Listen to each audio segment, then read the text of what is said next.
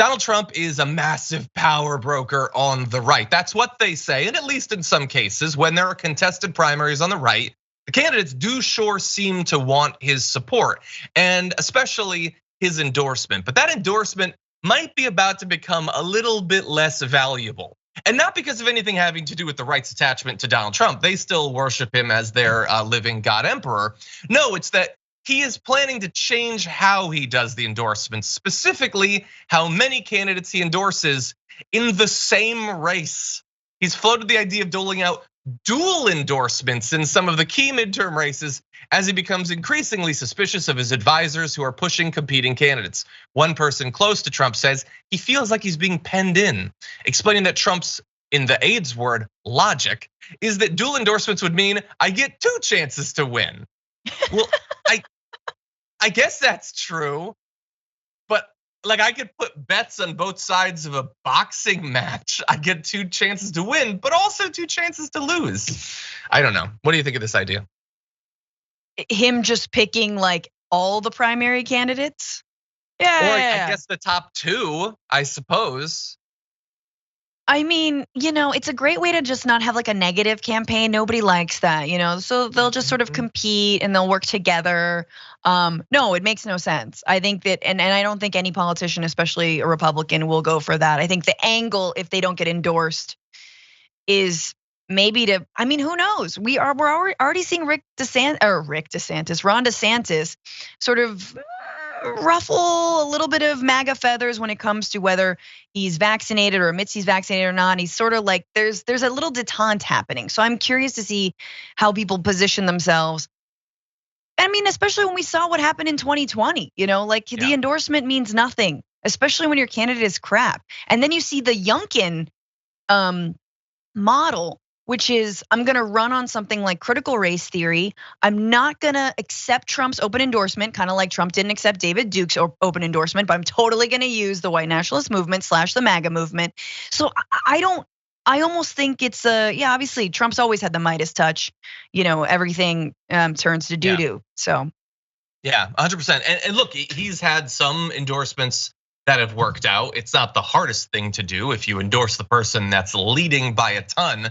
And by the way, it's also not difficult to make an endorsement based purely on who's leading when literally none of the candidates have any substance whatsoever and are only competing with each other during the primary season to be most deferential to Donald Trump himself. That is pretty easy. Donald Trump's found a way to make it even easier. Just endorse a whole bunch of them and you'll always win. And while we I think, this is insane, and it goes against the very idea of making an endorsement. And you watching at home might say that this is laughable. You think his base is gonna think that? You think they're gonna see this for the cowardly, like smooth-brained move that it is?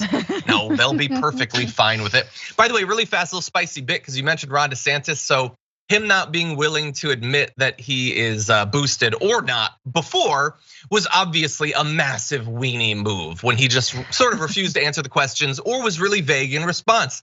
In the meantime, he has of course been attacked by Donald Trump, although also in a weenie move of Trump's own, not by name, for doing that. Ron DeSantis just a few days ago again refused to answer. In this case though, saying, well, I don't want to say that because it could be used as a weapon against me.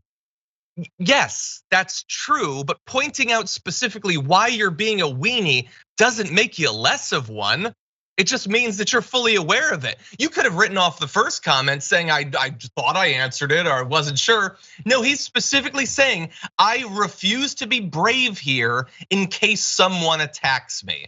And that, like from the old school political point of view, I think makes some sense. But now when you're going up against Donald Trump, that sort of obvious weenie-hood just isn't gonna sell. How is this guy ever gonna beat Trump in an open, dirty Trumpian fight when he can't even navigate a situation as simple as that? Here's the easy answer, just say you didn't. Whether you did or not, just lie. They don't care and they don't want you to be vaccinated. Or say you did and stand up for yourself the same way that Ted Cruz said that what happened on January 6th. But this is the thing about alpha males, right? Well, when you believe in a world of alpha males, what happens? Oh, you got one alpha male, and everyone else is just a beta. Everyone else just goes along. Also sounds like authoritarianism. If you do believe in alpha-dom, then what does that even mean? Everyone's just deferential to Trump. So effectively, you guys are all just loser weenies that can't stand up for the things that you've already done. You already got boosted. You were saving lives, but no. I mean, and this is the point. People would rather die than get vaccinated because of Trump, right? Because of the children and the Bill Gates and the microchips and the, I don't know what else, the Faucis. Yep, yeah, been true for a while. So really fast, I just want to let you know about a couple of races where this is possible that this could happen. So in Ohio, tech billionaire Peter Thiel has been lobbying Trump to pick JD Vance for Senate, while Kellyanne Conway has been telling him that Bernie Moreno's the one that he should back. Neither candidate is a clear front runner, which presents a difficult choice. It's not clear who's gonna win. You've got advisors on both sides. I mean, I have like racked my brain to come up with a way to figure out who to endorse. But the only thing I can come up with is talking to the candidates and looking at their platform and choosing based on what they would do if they won.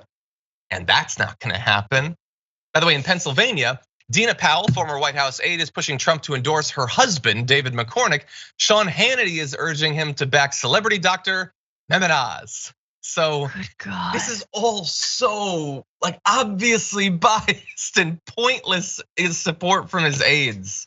Yeah, just endorse them all, endorse everyone. In fact, endorse the Democrats too, why not? Then you can't lose. This is, I mean, the cartoonishness of the right is like Peter Thiel encouraging to JD Vance, Sean Hannity for Dr. Oz. What world do we live in, you guys? They're literally gonna put up Mr. Potato Head as a candidate. Yeah. Mr. Potato Head will be Veep. We will be lieutenant governor. This is the Mad Libs cinematic universe. That is what it is. It is like pick proper noun. Celebrity once big in the 90s. Yeah, we need a new SCOTUS judge. Who are we gonna pick? That Judge Reinhold. There's just something about him that seems right for the role.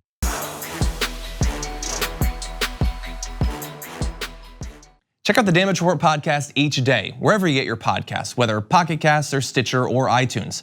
You can join me as I give you the news and stories you want, with a range of co-hosts and interview guests jumping in on the fun each day.